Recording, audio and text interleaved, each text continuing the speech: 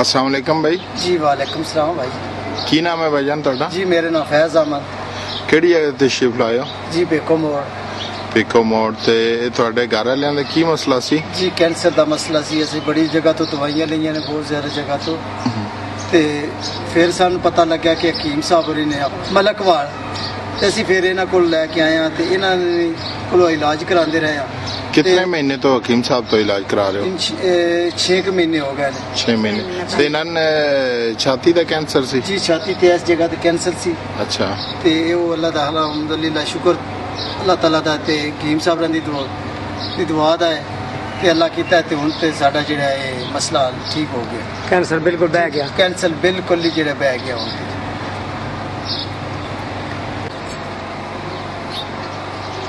अस्सलाम वालेकुम हकीम साहब। ਵਾਲੇਕੁਮ ਸਲਾਮ ਰਹਿਮਤੁਲਾਹ ਵਬਰਕਾਤੁ ਜੀ। ਹਕੀਮ ਸਾਹਿਬ ਭਾਈਆਂ ਦੇ ਘਰ ਵਾਲੇ ਤੁਹਾਡੇ ਦੇ ਇਲਾਜ ਸਨ, ਛਾਤੀ ਦਾ ਕੈਂਸਰ ਸੀ ਇਹਨਾਂ ਨੂੰ, ਤੇ ਇਹ ਅੱਜ ਮਾਸ਼ਾਅੱਲਾ ਬਿਲਕੁਲ ਠੀਕ ਹਨ, ਤੇ ਇਹਨਾਂ ਦੇ ਬਾਰੇ ਕੋਈ ਡਿਟੇਲ? ਬਿਸਮਿਲ੍ਲਾਹਿਰਰਹਿਮਾਨਿਰਰਹੀਮ ਸੱਲੀ ਅਲਾ ਰਸੂਲਿਲ ਕਰੀਮ ਬਿਸਮਿਲ੍ਲਾਹਿਰਰਹਿਮਾਨਿਰਰਹੀਮ। ਇਹ ਬਿਕੋ ਮੋੜ ਤੋਂ ਐਂਡ ਡਿਸਟ੍ਰਿਕਟ ਮੰਡੀ ਬਾਉਦੀਨ ਤੋਂ ਬਾਜੀਨ ਚੈਸਟ ਦਾ ਬਹੁਤ ਬੜਾ ਕੈਂਸਰ ਸੀ। ਬਾਜੀਨ ਚੈਸਟ ਦਾ ਬਹੁਤ ਬੜਾ ਕੈਂਸਰ ਸੀ ਔਰ 6 ਮਹੀਨੇ ਦੇ ਕੋਰਸ ਤੋਂ ਬਾਅਦ ਬਿਲਕੁਲ ਦੇਖੋ ਕਿ ਬਿਲਕੁਲ ਨਜ਼ਰ ਹੀ ਨਹੀਂ ਆ ਰਿਹਾ, ਬਿਲਕੁਲ ਛਾਤੀ ਇੱਕ ਦੂਸਰੇ ਦੇ ਨਾਲ ਬਰਾਬਰ ਹੋ ਗਈ ਹੈ ਔਰ ਤਕਰੀਬਨ 1 ਮਹੀਨਾ ਹੋਰ ਇਹਨਾਂ ਦਾ ਕੋਰਸ ਹੈ। 7 ਮਹੀਨੇ ਦਾ ਕੋਰਸ ਤਕਰੀਬਨ ਹੁੰਦਾ ਹੈ ਔਰ ਚੈਸਟ ਕੈਂਸਰ किसन भी होगा आका दो जहाँ सल्लल्लाहु अलैहि वसल्लम मुबारक ने सदका आवा ठीक हो जाना। देखो जिस तरह तुम पहले तस्वीर के वेख्या बहुत बड़ा सी चैस्ट कैंसर से और कैंसर बहुत बड़ा सी ना जी बिल्कुल। 6 ਤੁਹਾਡਾ ਕੀ ਲੱਗਦੀ ਬਾਜੀ ਘਰ ਵਾਲੇ ਜੀ ਇਹ ਘਰ ਦੇ ਨੇ ਇਹਨਾਂ ਦੇ ਔਰ ਬਿਲਕੁਲ ਚੈਸਟ ਕੈਂਸਰ ਖਤਮ ਹੋ ਗਿਆ। ਇਸ ਤਰ੍ਹਾਂ ਕਿਸੇ ਦਾ ਵੀ ਕੈਂਸਰ ਹੋਵੇ ਛਾਤੀ ਦਾ ਅੱਲਾਹ ਤਾਲਾ ਆਪਣੇ ਹਬੀਬ ਦੇ ਸਦਕਾ ਕਰਮ ਫਰਮਾਉਂਦੇ ਨੇ। ਚੈਸਟ ਕੈਂਸਰ ਕੋਈ ਚੀਜ਼ ਨਹੀਂ। ਅਸਲ ਗੱਲ ਇਹ ਹੈ ਕਿ ਅਸੀਂ ਵਾਲਦੈਨ ਦੀ ਇੱਜ਼ਤ ਨਹੀਂ ਕਰਦੇ। ਖੁਦਾਰਾ ਵਾਲਦੈਨ ਦੀ ਇੱਜ਼ਤ ਕਰੋ। ਵਾਲਦੈਨ ਦੀ ਇੱਜ਼ਤ ਦੇ ਵਿੱਚ ਅੱਲਾਹ ਤਾਲਾ ਨੇ ਰਹਿਮਤ ਛਪਾ ਛੱਡੀ। ਕੈਂਸਰ ਦਾ ਵੀ ਕਦੀ ਕੋਈ ਇਲਾਜ ਦੇਖੋ ਚੈਸਟ ਕੈਂਸਰ ਹੁੰਦਾ ਛਾਤੀ ਕੱਟ ਦਿੱਤੀ ਜਾਂਦੀ ਹੈ, ਲੇਕਿਨ ਇੱਕ ਡਾਕਟਰ ਸਾਹਿਬਾਨ ਦਾ ਆਪਣਾ ਤਜਰਬਾ ਹੈ, ਸਾਡਾ ਆਪਣਾ ਤਜਰਬਾ ਹੈ। ਚੈਸਟ ਕੈਂਸਰ ਕਿਸੇ ਤਰ੍ਹਾਂ ਦਾ ਵੀ ਹੋਵੇ, ਮੂੰਹ ਦੇ ਅੰਦਰ ਕੈਂਸਰ ਹੈ, ਨੱਕ ਦੇ ਉੱਤੇ ਕੈਂਸਰ ਹੈ, ਛੋਟੇ ਪਿਸ਼ਾਬ ਵਾਲੀ ਜਗ੍ਹਾ 'ਤੇ ਕੈਂਸਰ ਹੈ, ਕੈਂਸਰ ਨਾਨ ਹੈਜੀਕਲ ਲਿੰਫੋਮਾ ਕੈਂਸਰ ਹੈ ਜਿਸ ਦੀ ਵਜ੍ਹਾ ਤੋਂ ਖੂਨ ਦੀ ਉਲਟੀ ਆਉਂਦੀ ਹੈ, ਕੋਈ ਮਸਲਾ ਕੈਂਸਰ ਦਾ ਹੋਵੇ ਜ਼ਰੂਰ ਤਸ਼ਰੀਫ ਲੈ ਆਓ।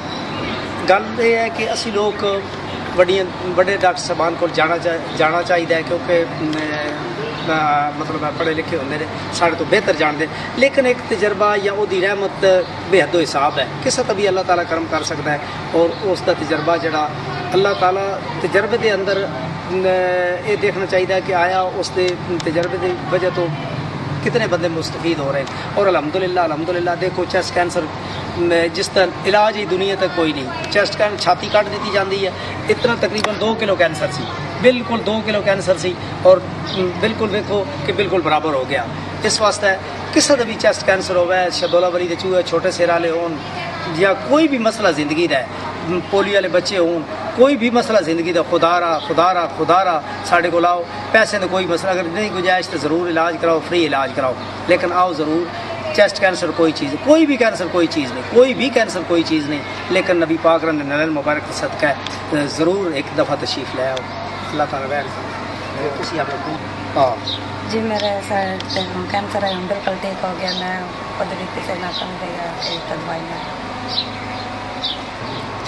भाईजान को खसूसी पैगाम आवाम देना चाहो? जी क्यों नहीं, पैगाम बढ़ाया है जी। किसी ने भी कोई कैंसर का मसला होवे तो हकीम साहब को अल्हम्दुलिल्लाह इनकी की दुआ में बहुत ज़्यादा शिफा है। अल्लाह ताला ने बहुत ज़्यादा शिफा पाई है और हमें हमारे भी जो है कैंसर थी वो भी हल हो गया है और अल्लाह ताला इनको और भी जो वीडियो देखे वो इंशाल्लाह इनके पास आए और इनकी सेहत के दुआएं लेके जाए।